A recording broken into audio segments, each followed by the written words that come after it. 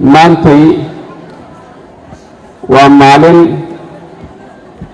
runtii haweenka Soomaaliyeed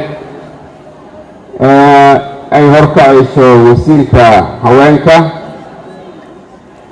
ay soo bandhigayaan dareenkooda ku aadan danqadka dadkooda. waa maalin runtii haweenku ay muujinayaan sida ay uga go'an tahay inay ka soo dhalaalaan doorka uga aadan amniga iyo xasilinta dalka.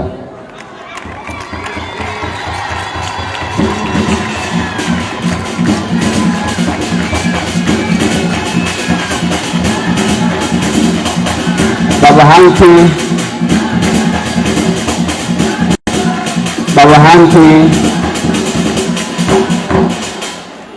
waan soo joognay waana garanaynaa muhiimadda ay haweenku u leeyihiin xasilinta amniga dalka. marka xaaladdu ay dhab joogto haweenka laga gartaa dhaqdhaqaaqooda. runtii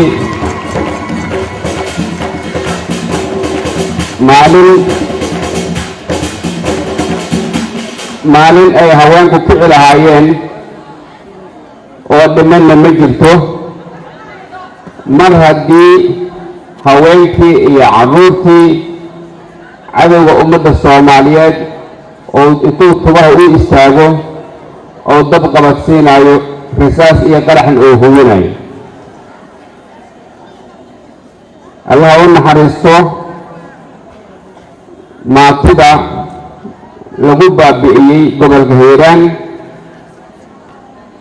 waxaa laga dilayahay waxay tahay sida ay u muujiyeen nacaybka ay u qabaan cadowga ku habsaday guud ahaan dalka Soomaaliya. mudanayaal iyo marwooyin, waxaan ognahay oo aan si ficil ah u taabanay cadowgu haddii aynan aadin inuu isagu noo imaanayo.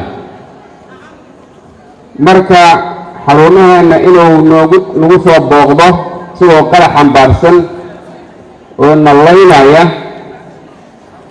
aan ku bedelino inaan annagu iyaga aadno.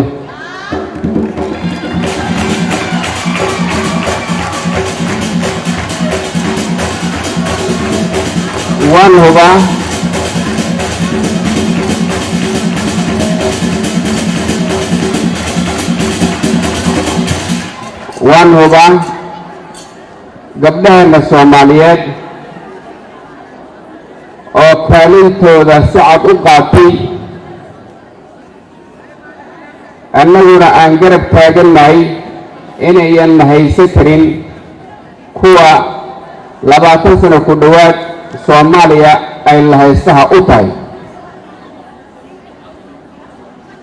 kuwa damiir laawayaal ah oo caqiidada ka bukooday inay dalkeena iyo dadkeena la haysto ay u noqdaan wax la aqbali karo maaha. mudane ra'iisul wasaare, adiga iyo xukuumaddaada iyo shacabka Soomaaliyeed gaar ahaan bulshada Banaadir oo aan codkooda ku hadlayo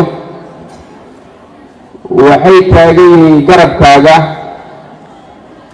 sahay kama rabaan xukuumadda,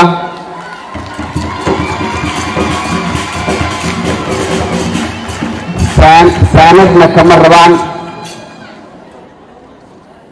dhaqaale kalena kama rabaan. kaliya waxay rabaan xukuumaddu inay hor kacdo xuraynta dalka, taasoo xaqiiqdii aan aaminsanahay anigu in dalkeenu uu ka xoroobo damiir laawayaashaas kaliya inay ka dhiman tahay in la aado ayaga xaggooda.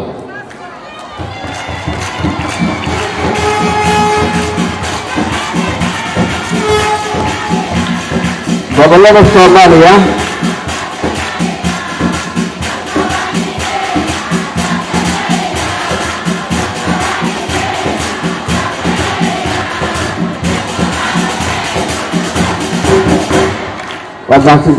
gobollada Soomaaliya ma jiro gobol ayaan dhibaato ku hayn. waxaan rabaa annagoo ka faa'iidaysanayna khibradda aan u leenahay cadowgan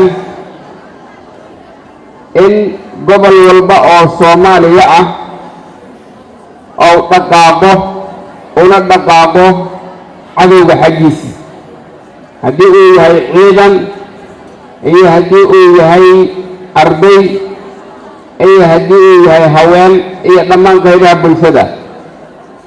haddii sidaas loogu kaco waxaan aaminsanahay qadarka ilaahayna raaco biidnillah waa raacaya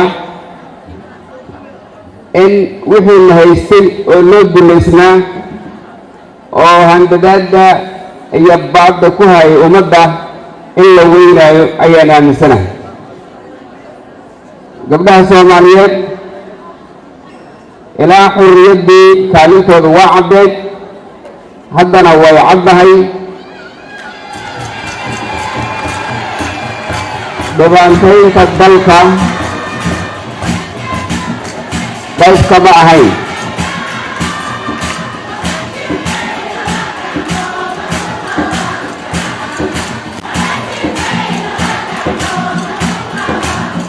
waad mahadsantihiin.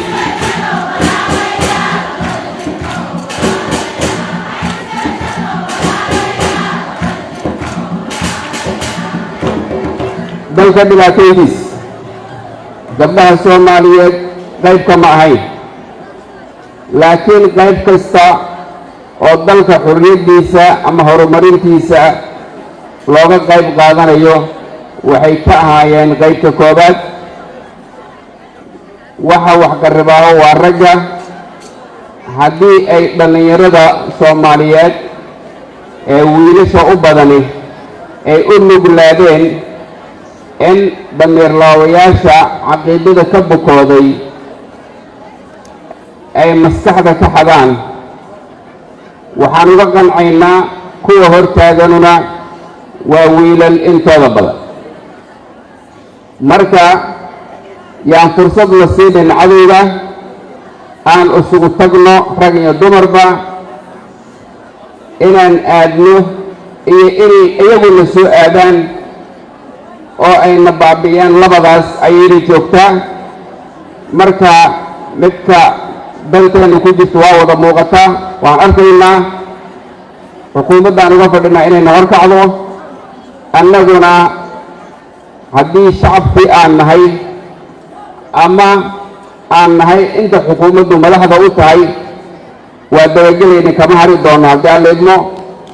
waxaan rajaynayaa maantay ra-iisul wasaaruhu inuuna tilmaami doono, annaguna tilmaantiisaas aan wada qaadan doono guud ahaan dalka Soomaaliya si dhibaatada keliya ee dalkan haysata aan meel isaga saarno. wabillahi tawfiiq, wasalaamu calaykum waraxmatullahi wabarakaatu.